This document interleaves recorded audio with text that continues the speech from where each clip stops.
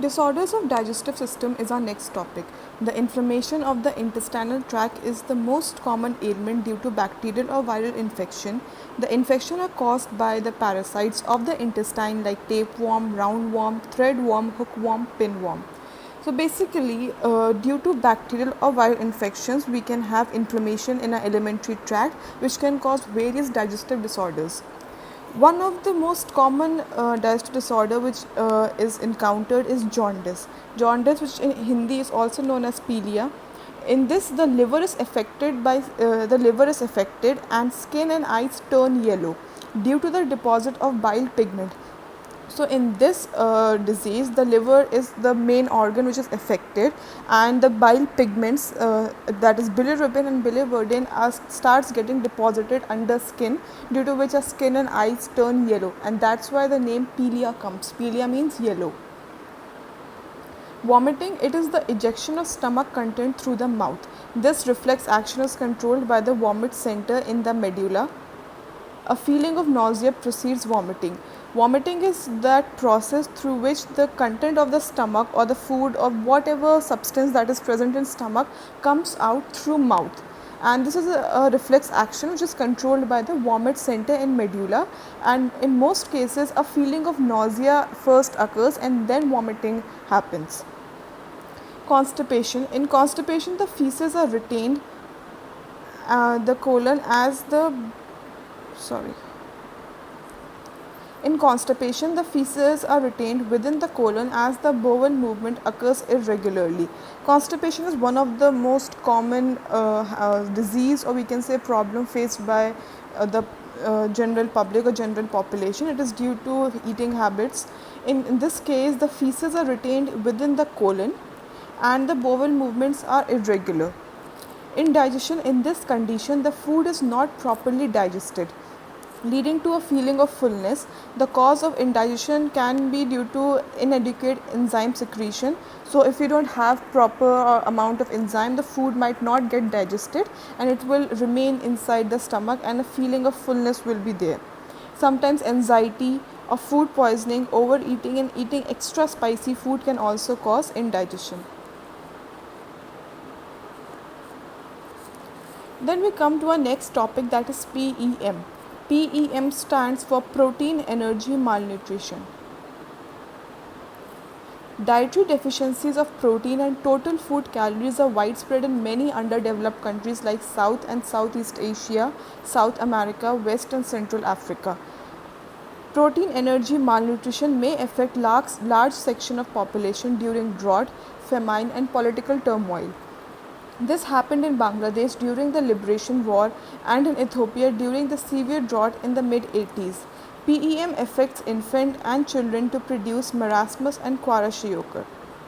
Marasmus and kwashiorkor are two kind of deficiency diseases which can be seen among children of around age 1 to 2. Marasmus. This is a typical example of marasmus. Here we can see what exactly marasmus looks like, whereas this is the typical example of kwashiorkor. Marasmus is produced by simultaneous deficiency of protein and calories. Marasmus is basically a disease in which there is a deficiency of both protein as well as calories, whereas in kwashiorkor there is only deficiency of protein. It is found in infants less than 1 year. So infants in this case are less than 1 year, and if mother's milk is replaced too early by other food which does not have proper amount of protein and caloric value by I mean fats, so then in that case, fats or carbohydrate, then in that case the child may suffer from marasmus. This often happens if the mother has second pregnancy or childbirth when the older infant is still too young. So in this case, if a mother has a second child quite early, or the gap between the second child and the first child isn't too much, so the mother might not be able to breastfeed the first child, due to which he might develop certain deficiency diseases if he doesn't get proper amount of protein and caloric value in his food.